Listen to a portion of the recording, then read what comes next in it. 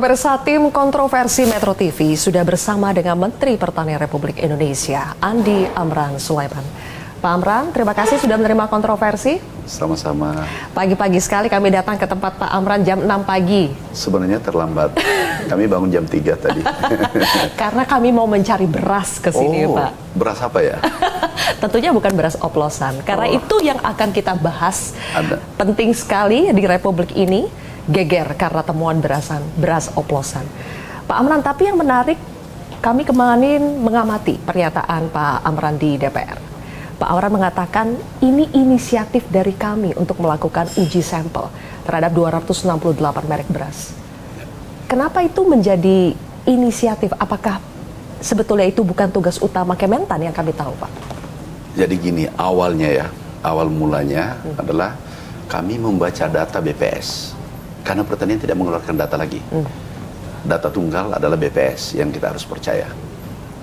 Harga di tingkat petani turun, penggilingan turun, harga beras, harga gabah. Tetapi konsumen naik. Berarti ada anomali kan? Kalau di petani turun, harusnya konsumen turun juga. Secara logika. Kemudian tiba-tiba ada salah seorang pengamat menyampaikan bahwa stok di Cipinang kurang. Kami periksa juga datanya. Ternyata di sana juga manipulasi data. Tiba-tiba satu hari itu keluar 11.000 dan tidak pernah terjadi selama 5 tahun. Yang keluar masuk itu 2.000-1.000. Satu hari keluar 11.000. Dari situlah awalnya kami mengecek seluruh Indonesia. Kami cek 10 provinsi lumbung padi, lumbung pangan kita khususnya padi, kami cek. Ada mungkin 1 bulan kami cek, itu ada 268 sampel, kemudian lab yang kami libatkan adalah 13. Itu 86% tidak sesuai dengan standar. Ada yang volumenya kurang, kemudian ada yang oplos, ada yang tidak oplos, tapi di atasnya oplos, yaitu dari beras curah langsung premium, dikemas premium. Beras curah langsung dikemas medium. Ini kan nggak benar. Ini tidak boleh dibiarkan. Nah kemudian sekarang ini kan stok kita banyak, ada 4,2 juta ton. Kesempatan memperbaiki tata niaga pangan Indonesia sekian puluh tahun. Kesempatan memperbaiki. Kenapa? Stok kita banyak. Kalau stok kita sedikit, itu berbahaya. Itu bisa ada spekulan main. Bisa beras menjadi langka. Tapi sekarang beras kita banyak. Dan masyarakat juga mengakui, pedagang juga mengakui, memang kami oplos. Jadi tidak ada alasan. Dan datanya kami sudah kirim ke Pak Kapolri.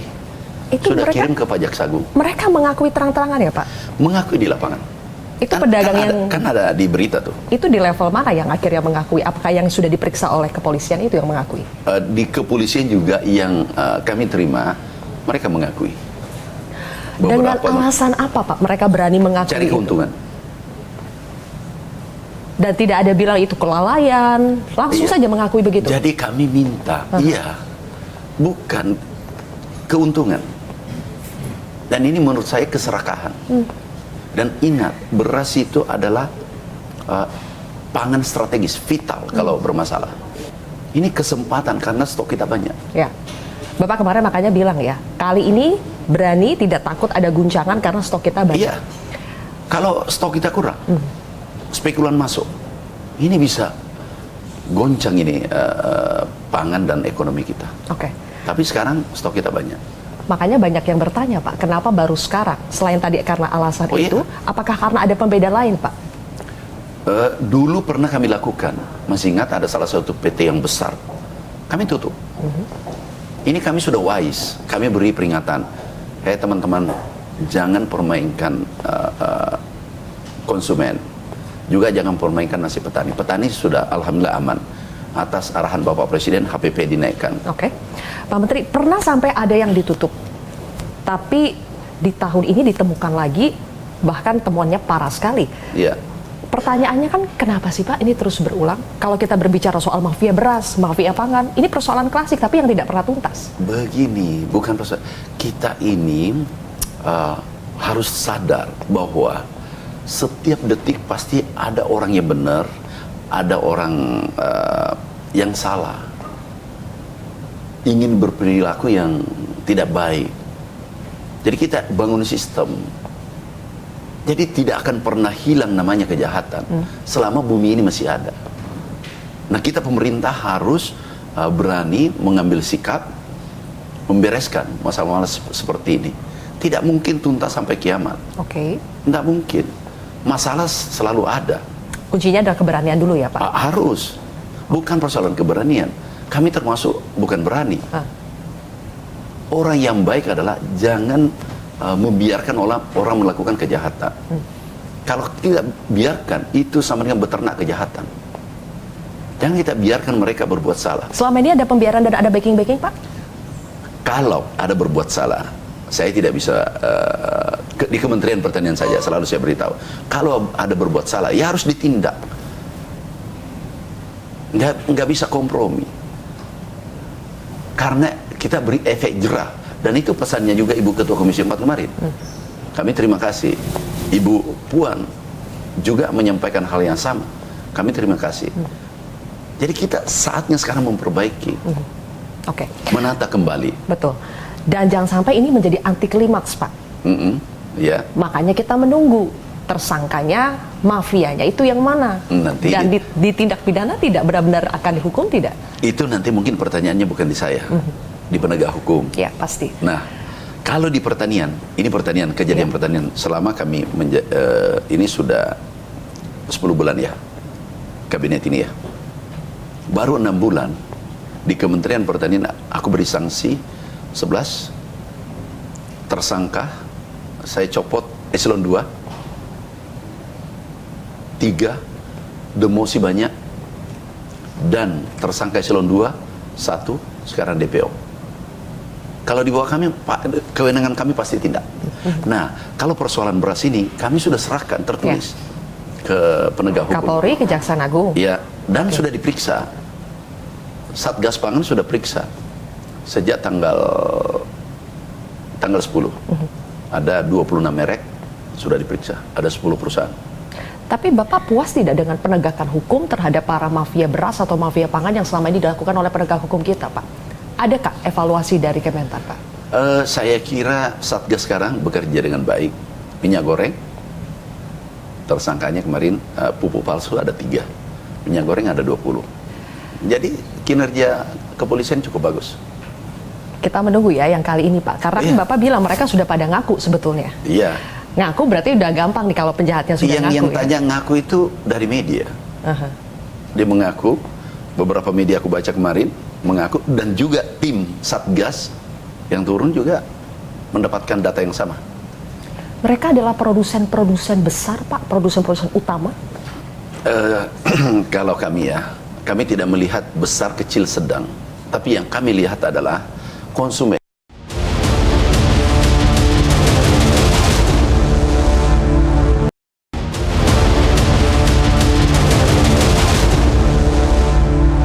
Bapak mengatakan kerugian masyarakat setelah dihitung itu mencapai 99 triliun ya, Pak? Iya. Per tahun. Iya. Kemarin juga ditanya, Pak, itu dari mana hitungannya, Pak? Itu jadi sederhananya gini. Itu beras biasa harganya katakanlah 12.000. Kalau naik 16.000. Ada yang 17.000. Ada 18.000. Kalau ini selisih rata-rata saja 2 juta atau 3 juta. Katakanlah 3 juta. Kali 35 itu hampir 100 triliun. Sederhana hitungannya.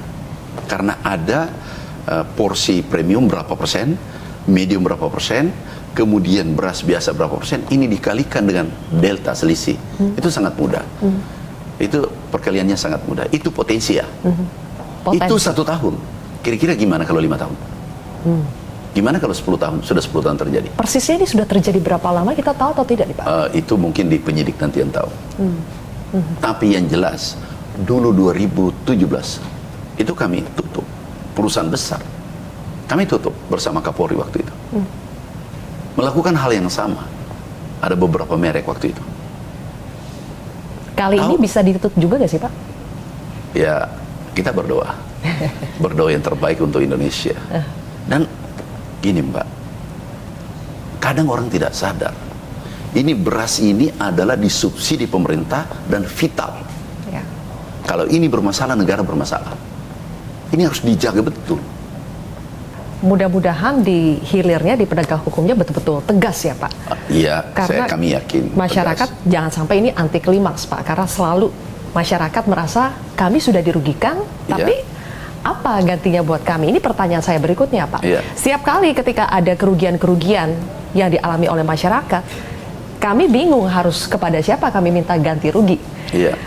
Untuk kasus ini bagaimana Pak? Kalau masyarakat yang sudah terlanjur selama ini berlangganan beras premium yang ternyata hanya diganti kemasannya, ternyata isinya beras curah, kepada siapa kami harus? Mungkin sangat sederhana menjawab.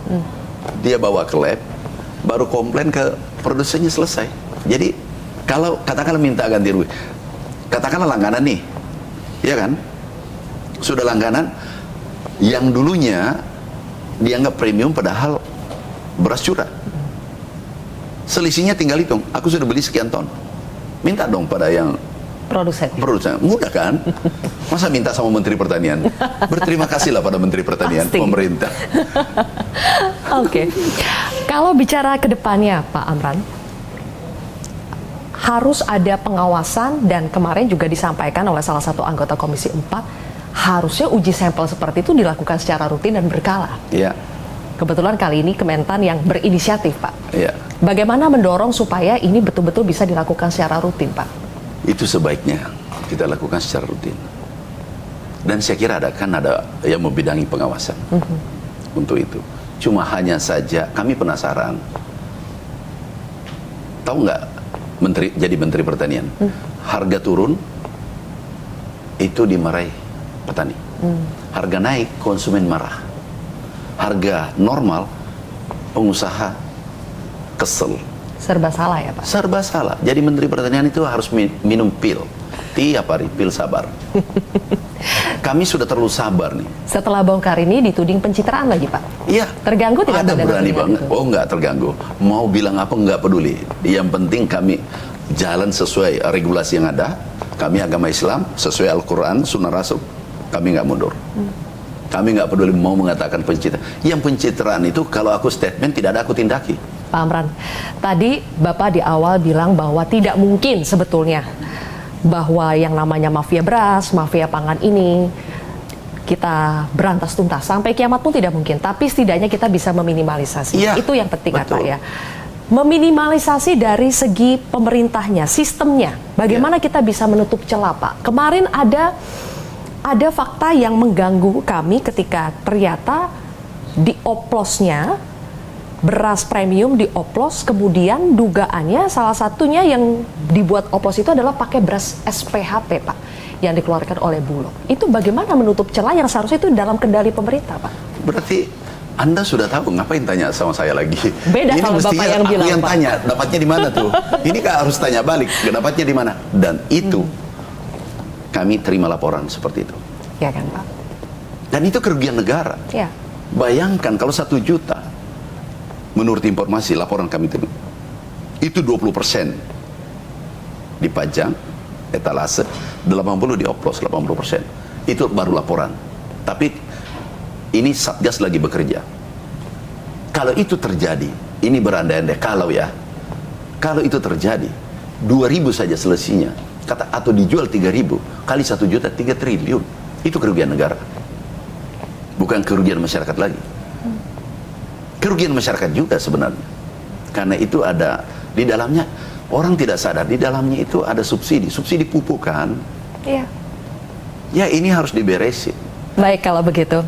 Pak Menteri, mudah-mudahan lagi-lagi ini tidak berakhir sampai di sini. Betul-betul Pak, ini bisa sampai ke puncaknya, kita bisa mendapatkan para penjahatnya itu betul-betul diadili. Amin. Dan ini tidak terjadi lagi kepada masyarakat kita. Amin. Terima kasih Pak Menteri Pertanian Amran Sulaiman Sama-sama. telah bergabung bersama kami di Kontrol. Sama-sama. Terima kasih Bapak. Ya. Jelajahi cara baru mendapatkan informasi. Download Metro TV Extend sekarang.